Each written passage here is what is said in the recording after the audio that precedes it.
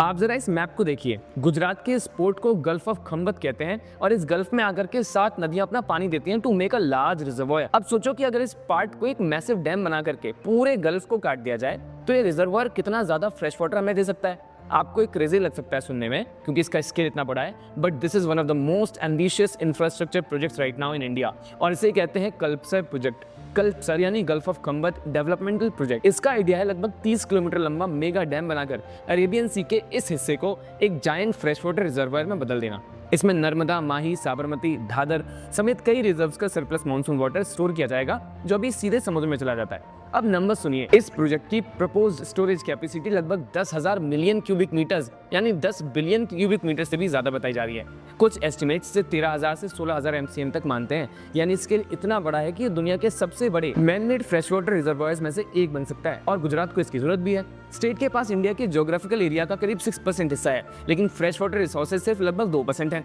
खासकर सौराष्ट्र और कच्छ रीजन्स में ड्रॉट, ग्राउंड वाटर डिप्लीशन और सैलिनिटी इंट्रूजन बहुत बड़ी प्रॉब्लम है। कोस्टल एरियाज में समुद्र का खारा पानी जमीन के अंदर तक घुस रहा है। कल्पसर प्रोजेक्ट क्लेम करता है कि इससे लगभग 10 लाख हेक्टेयर लैंड को इरिगेशन मिल सकती है, ड्रिंकिंग वाटर सप्लाई इंप्रूव होगी, ग्राउंड वाटर रिचार्ज होगा और कोस्टल सैलिनिटी कम हो सकती है। रिपोर्ट्स के मुताबिक इससे 60 से ज्यादा डैम्स और चेक डैम्स को रीफिल करने में मदद मिल सकती है। लेकिन ये सिर्फ वाटर प्रोजेक्ट नहीं है, डैम के ऊपर रोड एंड रेलवे कॉरिडोर बनाने की भी प्लानिंग है। अभी साउथ गुजरात से सौराष्ट्र जाने के लिए लगभग 240 किलोमीटर घूमना पड़ता है इनको। कल्पसर बनने के बाद ये डिस्टेंस करीब 60 किलोमीटर तक आ सकता है, यानी लॉजिस्टिक्स फास्टर हो जाएंगी, फ्यूल कॉस्ट लोअर हो जाएगी और पोर्ट्स और इंडस्ट्रीज को डायरेक्ट बूस्ट मिल जाएगा। प्रोजेक्ट में रिन्यूएबल एनर्जी प्लांट्स भी जुड़े हुए हैं। एस्टिमेट्स के मुताबिक यहाँ लगभग 1500 मेगावाट विंड पावर और करीब 1000 मेगावाट सोलर पावर पोटेंशियल हो सकता है। लेकिन चैलेंजेस भी मैसिव हैं। गल्फ ऑफ खंबत दुनिया के हाईएस्ट टाइडल जोन्स में से एक माना जाता है, जहां टाइड्स 10 से 11 मीटर तक जाती हैं। Marine ecosystem, fisheries, environmental impact और इंजीनियरिंग कॉम्प्लेक्सिटी सबसे बड़े कंसर्न्स हैं।